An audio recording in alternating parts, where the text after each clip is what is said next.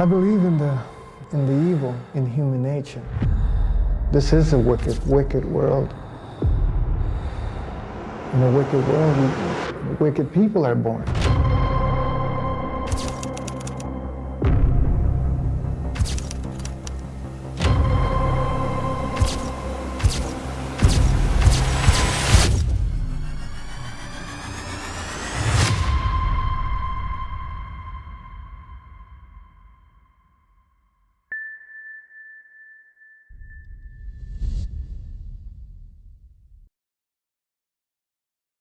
Образ призрачного незнакомца, похищающего детей среди белого дня, оказал неизгладимое впечатление на коллективное сознание. Но на самом деле похищения посторонними лицами очень редки.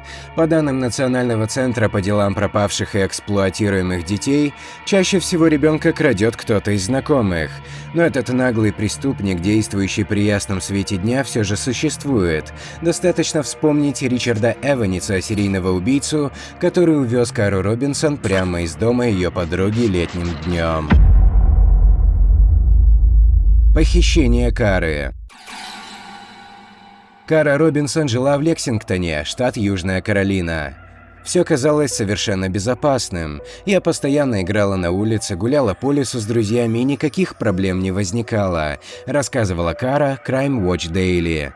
Однако утром 22 июня 2002 года, когда 15-летняя девочка была в доме своей лучшей подруги Хизер, все изменилось. «Мы подумали, что было бы неплохо сходить на озеро», – рассказывала Кара.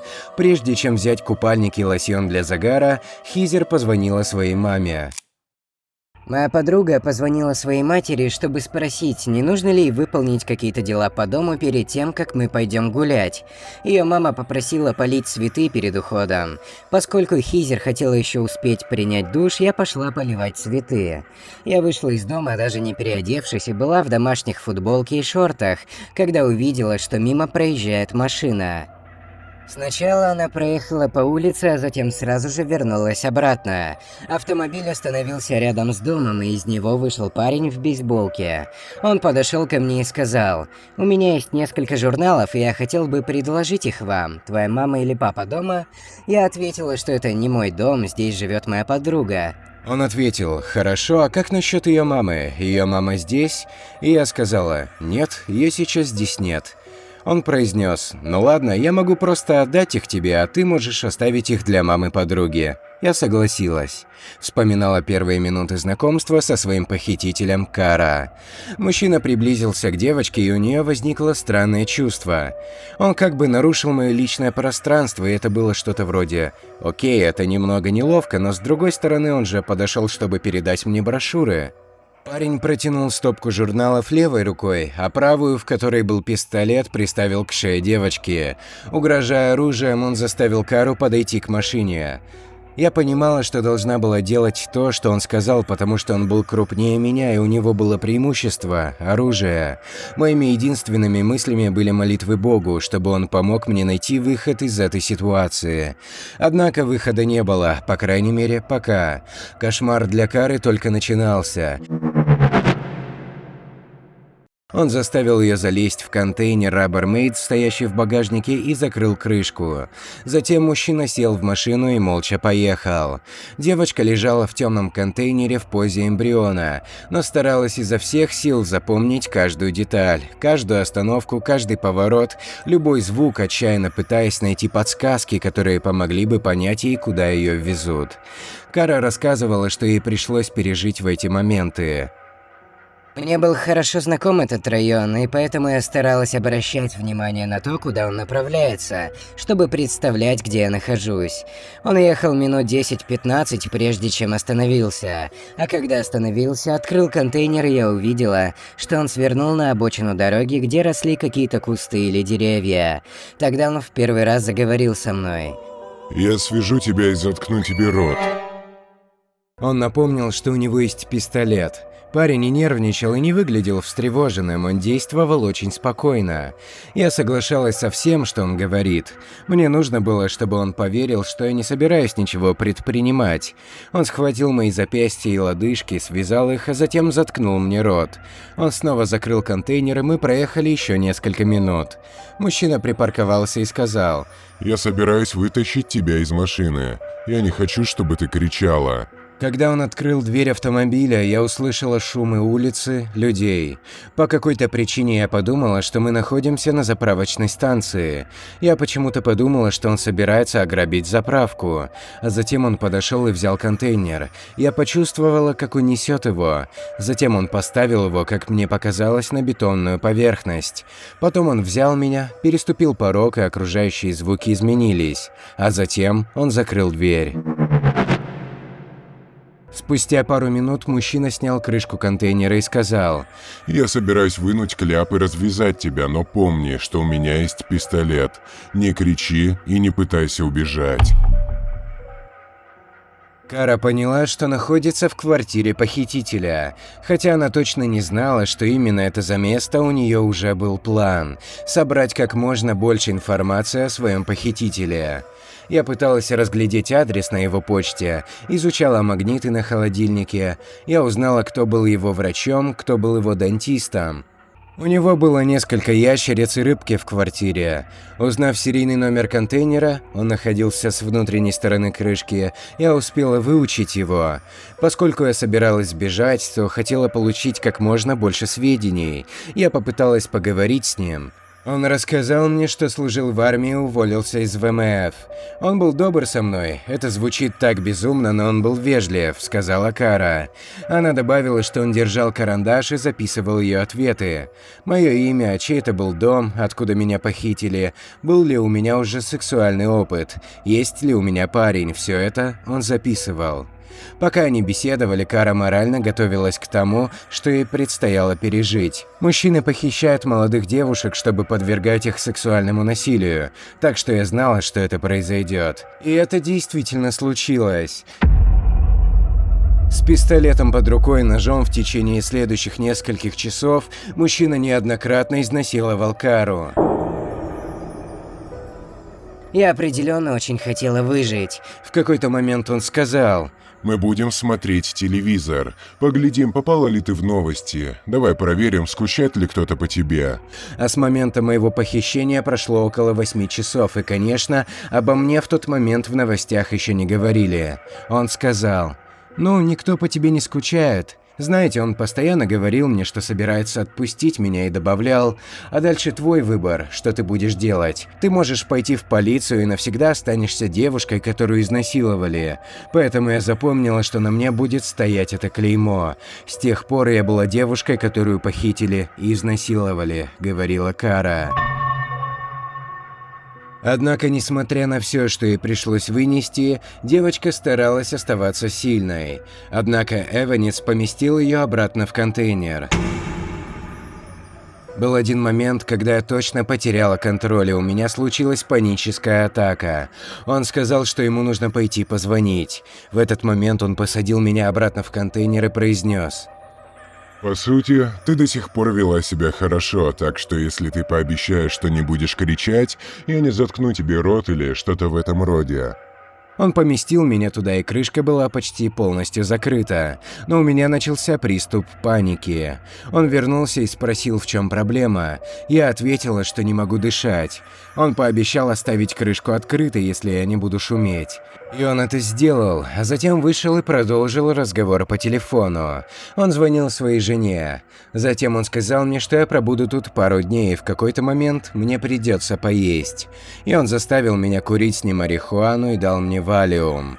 Он надел на мои запястья наручники. К каркасу кровати у него была привязана веревка, а на другом конце веревки был Ц-образный зажим. Он прикрепил наручники к зажиму. На правую ногу он наложил фиксатор, который крепился к изножью кровати. Потом он сказал, что мы будем спать, и лег рядом. Измученная Кара и ее похититель заснули. Девушка проснулась ранним утром и поняла, что наступил тот момент, которого она ждала все это время. У нее появился шанс сбежать. Однако перед ней стояла сложная задача – выбраться из оков, не издавая ни звука и почти не шевелясь, чтобы не разбудить спящего рядом человека. Первое, что я сделала, это попыталась протянуть руку, чтобы открутить сообразно застежку. И у меня это получилось. Она висела так, что я смогла поднести ее к рту и открутить ее зубами. Мои руки все еще были в наручниках. Я медленно поднесла их к лодыжке и справилась с фиксатором.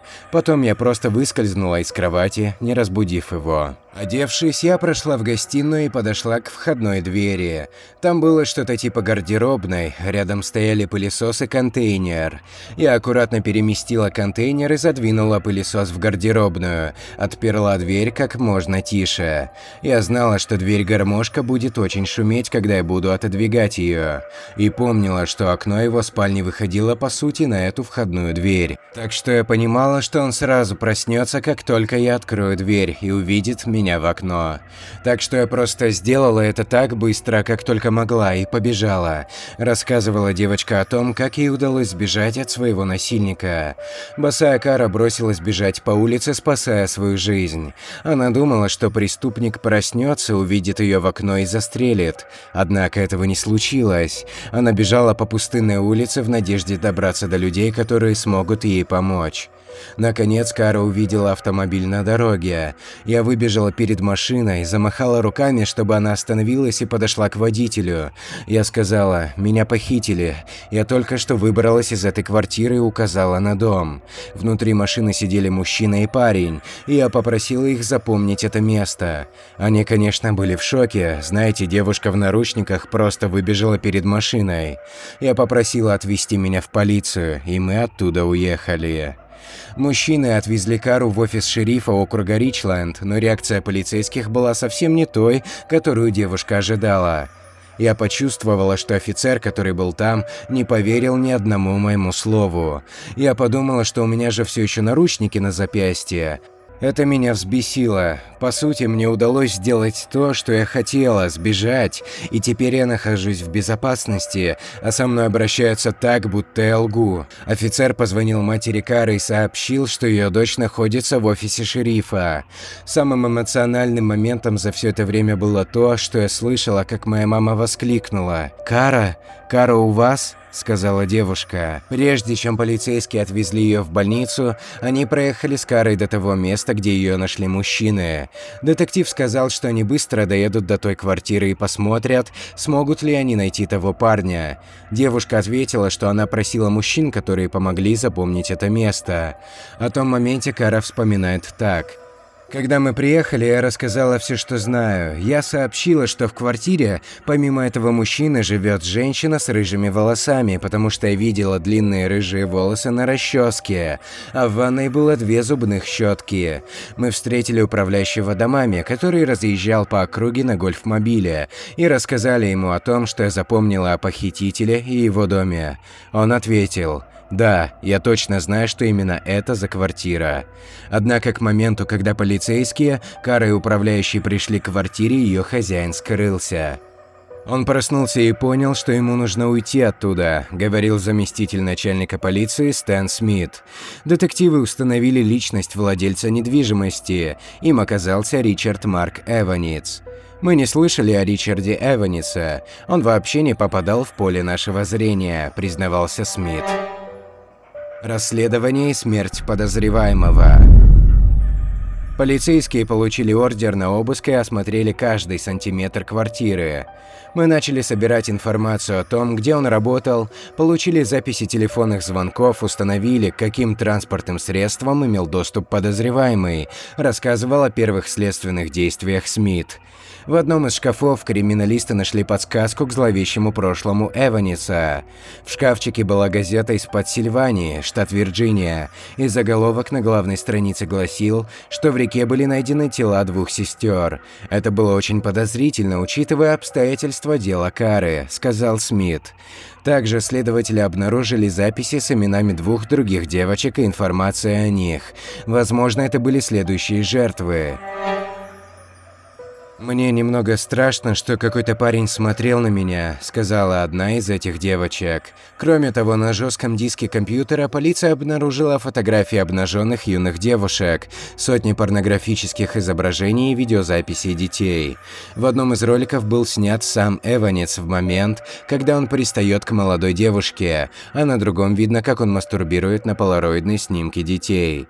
Самая пугающая находка – большое количество нижнего белья для девочек, владельцев которого найти не удалось. Чтобы понять, какие преступления Марк совершал до этого и поймать опасного преступника, полиция обратилась за помощью в ФБР. Следователи выяснили, что жена и мать мужчины были в отпуске и не подозревали, что происходило в квартире. Он решился на похищение Кары именно в тот момент, потому что его жена и мать уехали в Диснейленд, пояснил Смит. Потрясенные женщины согласились встретиться с властями, когда им сообщили о подозрениях в отношении Эванеса. Его сестра хотела поговорить с детективами наедине, и когда это удалось, она смогла дать нам нужную информацию о местонахождении Марка. Тот связался с ней и сообщил, что находился в мотеле примерно в 30-40 минутах езды от дома. Он признался Дженнифер, что убил кого-то и попал в беду. Также мужчина добавил, что совершил больше преступлений, чем он может вспомнить, и попросил сестру встретиться с ним в ресторане IHOP в округе Манати, Флорида. Мы немедленно направились туда, и я сам поехал. Мы окружили ресторан и ждали его.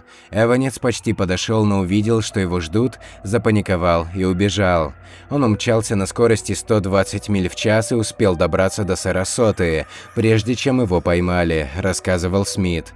Когда мужчина понял, что он в западне, он сунул пистолет в рот и нажал на спусковой крючок. Услышав об этом, Кара Робинсон почувствовала гнев. Я просто разозлилась, что он нашел легкий выход. Я помню, как надеялась, что они смогут догнать его, потому что мне хотелось выступить в суде против него.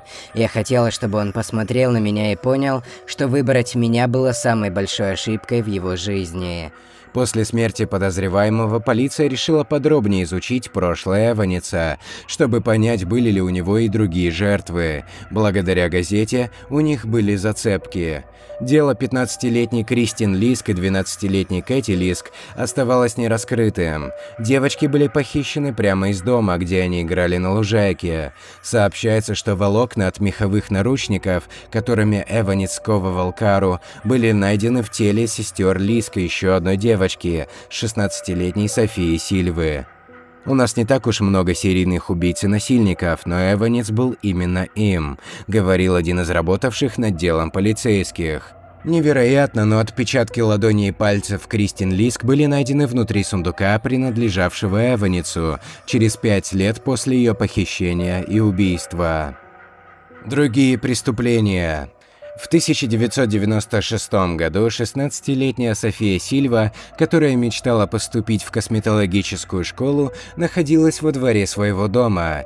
Она вышла на крыльцо, чтобы выполнить домашнее задание.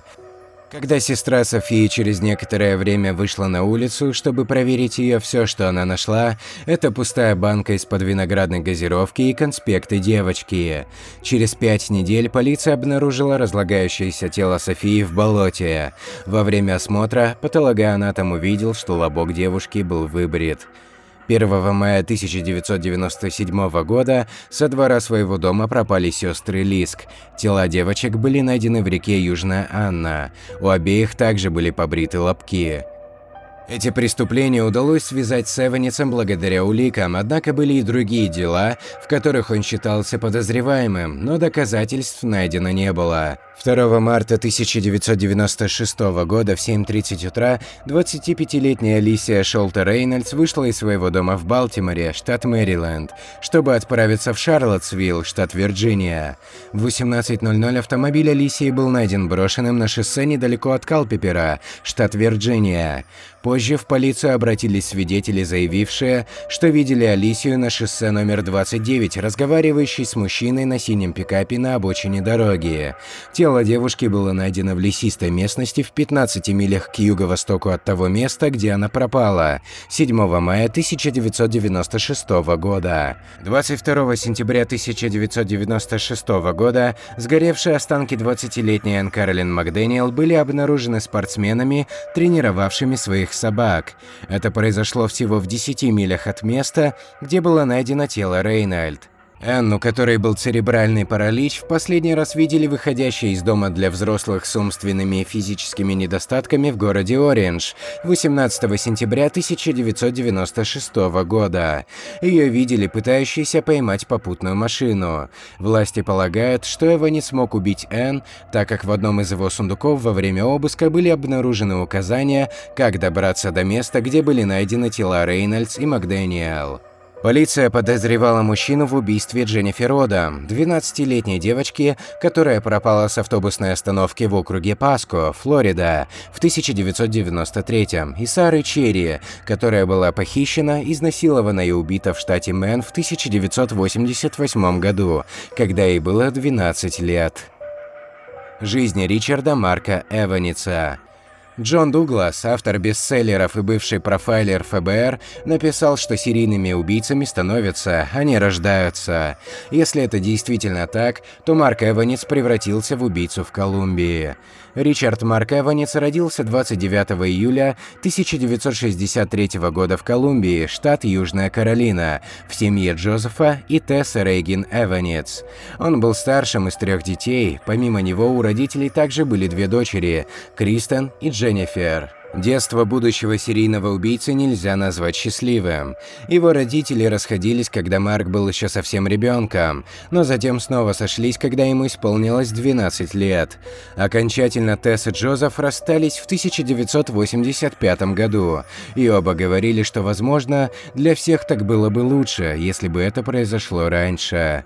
Джозеф Эванис работал чертежником в компаниях по производству вывесок, а затем водителем такси. Он сильно пил. Его супруга вспоминала, что он часто напивался до потери сознания. Сам Джозеф по прошествии лет говорил, что пил только по выходным и никогда не напивался до беспамятства, и тем более не был алкоголиком. Я не ищу никаких оправданий. Невозможно оправдать то, что случилось с этими 4 девочками. Джозеф признается, что унижал свою семью, называя своих домочадцев дебилами. «У меня самого были некоторые психологические проблемы, и именно поэтому я пил», признавался отец серийного убийцы. Младшая сестра Марка, Дженнифер, говорила, что их отец был вспыльчивым и властным человеком. «Мы жили в тюрьме. Джо был очень властным человеком. Он хотел, чтобы мы учились на одни 5. Если у нас это не получалось, он называл нас глупыми. Все дело в силе и контроле. Ты получишь 5 или будешь избит. Я вижу в нем садиста, который получал удовольствие. Я знаю, что видел удовольствие на его лице от того, что он делал нас несчастными». Полиции стало известно о 2 странных инцидентах с участием отца и сына, которые могли пролить свет на один из загадочных аспектов преступлений Марка – его увлечение водой. По словам членов семьи, однажды Джозеф утопил собаку Марка прямо на его глазах. Джозеф категорически отрицает это. Он говорит, что его дети всегда подбирали бездомных животных, и он не был против этого.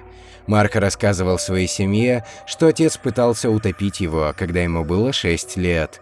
Родственники расходятся во мнениях по поводу того, как развивались события. Некоторые говорят, что Джозеф пытался утопить сына в детском бассейне после того, как ребенок облил гамбургеры водой во время приготовления. Другие придерживались мнения, что это случилось в ванне.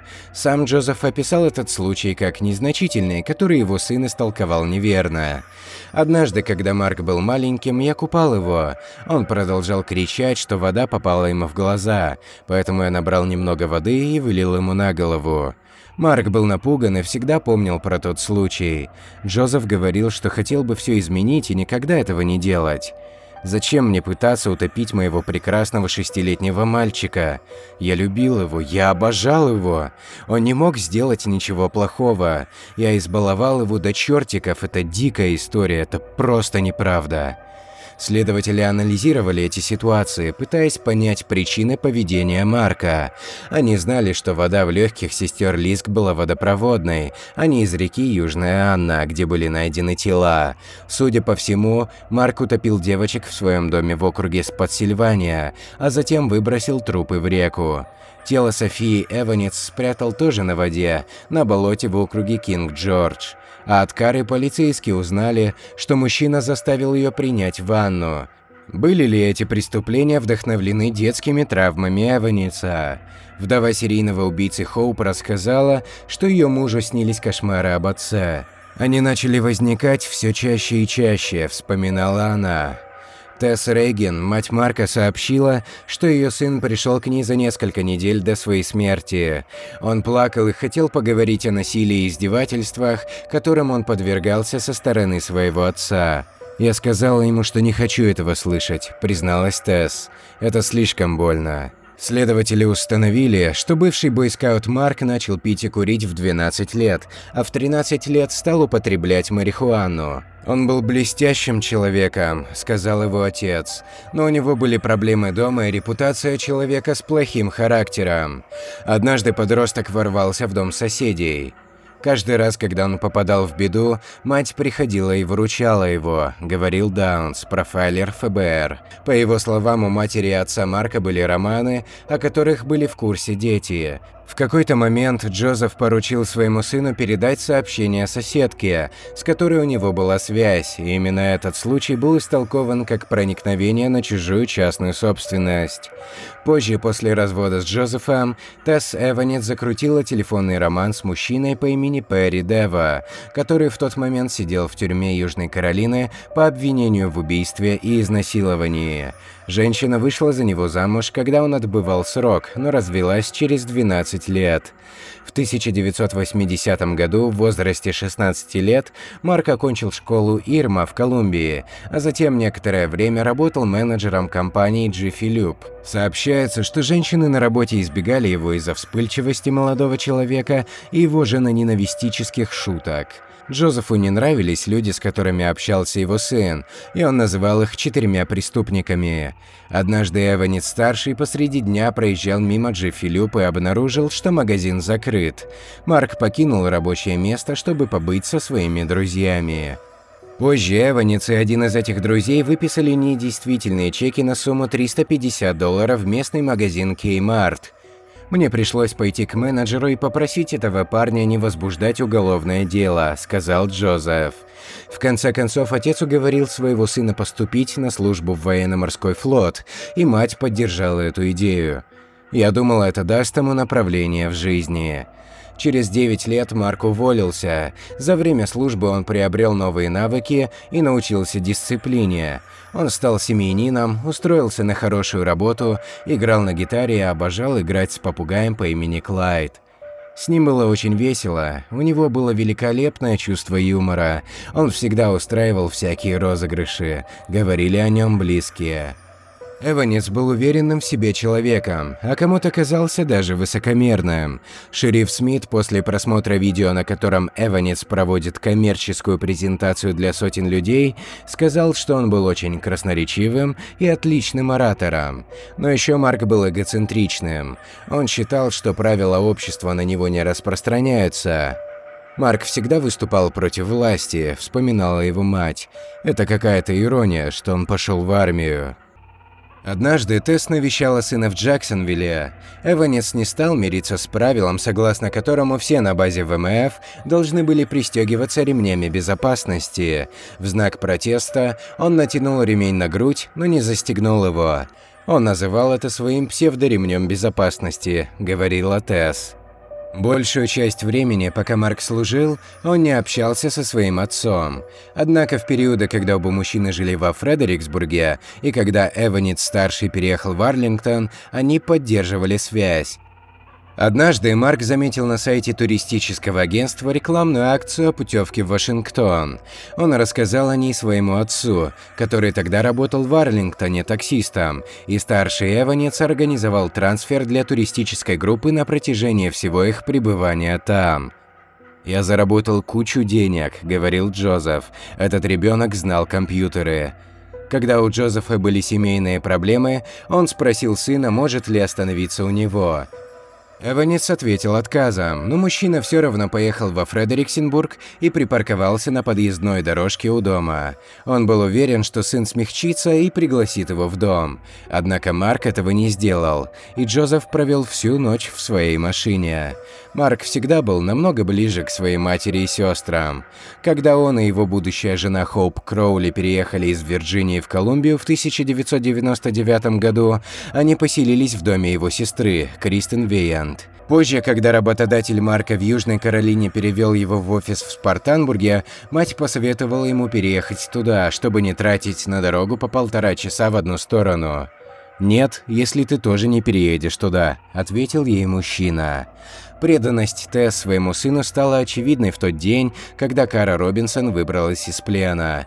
Кристен, сестра Марка, позвонила матери в Диснейленд и сообщила: «Марк во всех новостях. Его разыскивает полиция. Он под дулом пистолета похитил девушку и держал ее в квартире». «Это смешно», – возмутилась Тесс. «Почему ты мне это говоришь? Это не может быть правдой». Дочери пришлось трижды повторить свое сообщение, прежде чем женщина поверила, что она не шутит. Когда полиция допросила вдову Марка Хоуп, она также отказывалась верить их словам. Она обвинила Кару в случившемся. Даже если это сделал Марк, как сказала Хоуп, для нее это не имеет значения, она все еще его любит. «Я не считаю его ужасным человеком из-за того, что он сделал», — говорила она уже спустя несколько лет после преступлений. «Я полагаю, что он просто действовал так, как другие люди думают». Однако, несмотря на привязанность, близкие не могли не замечать, что у Марка есть какая-то иная сторона. «Я видела проблески его темной личности», – заявляла Хоуп. «На самом деле это была моя интуиция. Мне было интересно, сделал ли он что-нибудь. Он становился тихим и мрачным». Мать замечала в сыне некоторые признаки неадекватности, а также его чувство неполноценности. По словам Тесс, несмотря на всю самоуверенность и слова о том, насколько он умен и успешен на работе, Эванес считал себя неудачником. Она полагала, что жестокое обращение отца, его оскорбления принесли свои плоды. Изучая личную жизнь Марка, следователи были заинтригованы его женами. Они считают, что его браки могут демонстрировать смятение, которое жило внутри мужчины. С другой стороны, Эванес женился на женщинах, которые были намного моложе его. По данным полиции, обе они были зависимы, уступчивы и наивны. Первой супруге было 17, когда 25-летний мужчина женился на ней. Девушка была соседкой семьи Эванеса и подругой его сестры. Он знал ее с 6 класса, и она была в него влюблена. Тесс Рейген вспоминала семейную фотографию детей, где они были запечатлены танцующими в гостиной, когда Бонни еще училась в средней школе. На снимке ее рука касается руки Марка. Бонни хотела, чтобы эта фотография напоминала Марку о ней, сказала Тесс. Вскоре появились и свадебные фотографии. Бонни вышла замуж за Эванеса в Колумбии в 1988 году. Пара жила в Калифорнии в Мэне, пока мужчина служил на флоте. Они переехали во Фредериксбург в начале 1993 года, после увольнения Марка из флота. Супруги выбрали этот город, потому что тут жили родственники Эванеса, а также потому, что в штате Вирджиния действовала полученная в Калифорнии лицензия Бонни на предоставление косметологических услуг. В Южной Каролине эта лицензия была недействительна.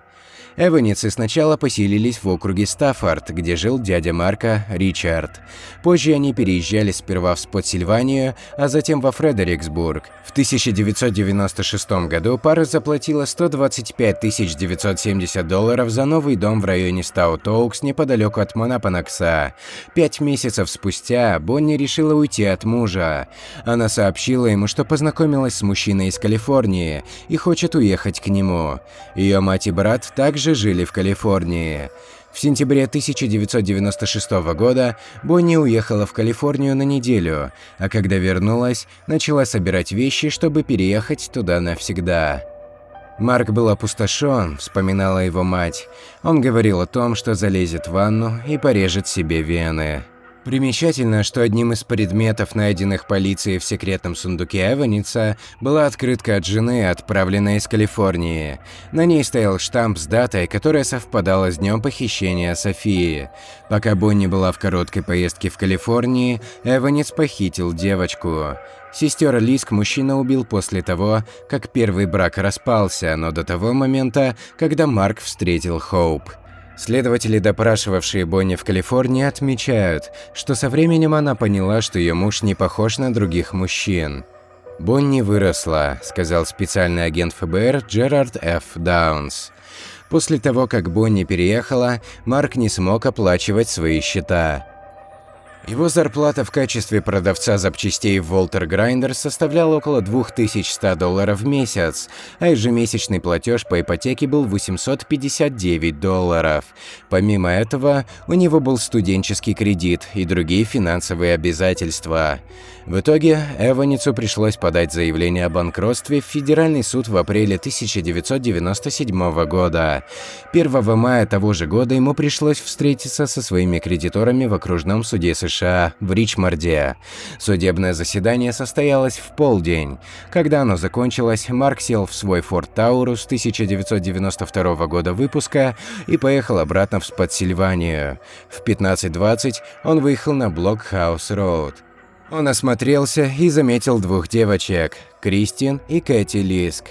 Какие бы чувства он ни испытывал в тот день в суде по делам о банкротстве, унижение, гнев, они исчезли, когда он затолкал сестер Лиск в свой багажник. Теперь он контролировал ситуацию. Хоуп было всего 17, когда она познакомилась с 36-летним Эванисом в 1999 году. Они встретились, когда она обслуживала его столик в блинной тети Сары в Массапанаксе.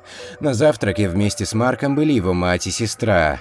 Когда Марк флиртовал с официанткой, его сестра предложила ей пойти с мужчиной на свидание. После того, как девушке исполнилось 18, она переехала из дома своих родителей и жила в округе Кинг-Джордж. После она переехала к Эванису, и вскоре они поженились. «Мы просто сошлись», – вспоминала Хоуп. «Он во многом был похож на меня». Некоторые исследователи полагают, что выбор жен Эваниса и его отношения с ними могут объяснить периоды его жизни, когда он, по всей видимости, не совершал преступлений. Полиция была озадачена этими периодами с 1987 по 1996 годы и с 1997 по 2002 годы. Обычно у таких опасных хищников, как Эванис, не бывает спокойных периодов, говорили эксперты. Однако в эти периоды Эванис, возможно, находил то, что ему было нужно дома. Его жены, скорее всего, удовлетворяли его сексуальные фантазии. По словам полиции, он сам и его супруги брили интимные места друг другу, а также играли в игры, в которых он связывал их и играл роль папы. Шериф Споттсильвании Говард Смит сообщал, что Марк попросил Хоуп одеться, как юная девушка, а затем врывался в квартиру и вел себя так, будто насиловал ее. Хотя сама Хоуп не считает свои интимные отношения с мужем чем-то выходящим за рамки нормы, она признает, что была молода и неопытна. Когда сотрудники ФБР начали говорить со мной о рабстве и тому подобном, они вели себя так, словно это было ужасное поведение. Наша сексуальная жизнь не была экстремальной в любом смысле этого слова. Люди постоянно делают подобные вещи. По версии полиции, когда жены Эваниса становились старше и женственнее, он становился беспокойным. Хоуп и Бонни рассказали детективам, что он хотел, чтобы они выглядели моложе и одевались так, словно все еще подростки. Некоторым знакомым мужчина говорил, что больше не находит их привлекательными. Согласно этой теории, по мере того, как Марк становился менее заинтересованным в своих женах, он становился более опасным. Он начинал охотиться вне дома. После расследования ФБР пришло к выводу, что Эванец обладал взрывным характером, увлекался оружием, употреблял и продавал марихуану. Он вел наблюдение за своими жертвами до похищения, все они были моложе 18 лет, и был озабочен утоплением, заставлял жертв мыть или брить лобковые волосы, связывал жертве руки или ноги, использовал секс-игрушки и порнографию, как взрослую, так и детскую, использовал пластиковую ванну или металлический контейнер для избавления от жертвы. Труп жертв был завернут в одеяло и связан веревкой или обнаруживался возле водоема. Дальнейшая судьба Кары Робинсон. Шериф округа Ричленд Леон Лотт сыграл важную роль в возвращении Кары в нормальную жизнь. Вскоре после ее похищения встретился с ней и ее семьей в своем офисе. Она выжила, она была бойцом, она была воином, и она не собиралась становиться жертвой, вспоминал он. Он как бы взял меня под свое крыло и относился ко мне как к члену семьи, рассказала Кара. Когда девушка искала работу на лето, шериф предложил ей поработать в его отделе. Она начала заниматься административной работой, параллельно учась в колледже. Кара училась на педагога, однако ей нравилось работать в офисе шерифа, поэтому она решила объединить оба этих занятия и стать школьным консультантом. Девушка перешла в полицейскую академию. Первое время никто не знал, что ей пришлось пережить, однако потом правда раскрылась. На одном из занятий преподаватель стал рассказывать о моем случае. На первых слайдах были фотографии Кристин и Кэти Лиск, Софии Сильвы. Я увидела их и сказала: «О нет». В конце урока я подошла к преподавателю и сказала: «Я просто хочу, чтобы вы знали, Кара – это я».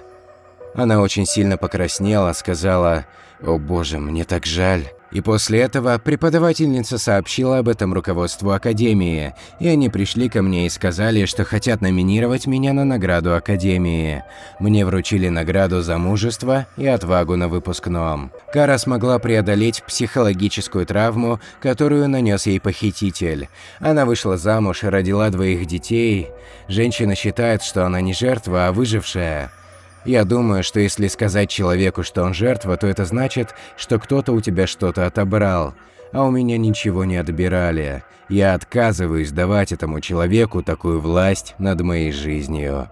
Как вы думаете, сколько жертв на счету Ричарда Марка Эванеца? Как ему удавалось ни разу не попасть под подозрение полиции? Продолжил ли он убийство, если бы Каре Робинсон не удалось сбежать?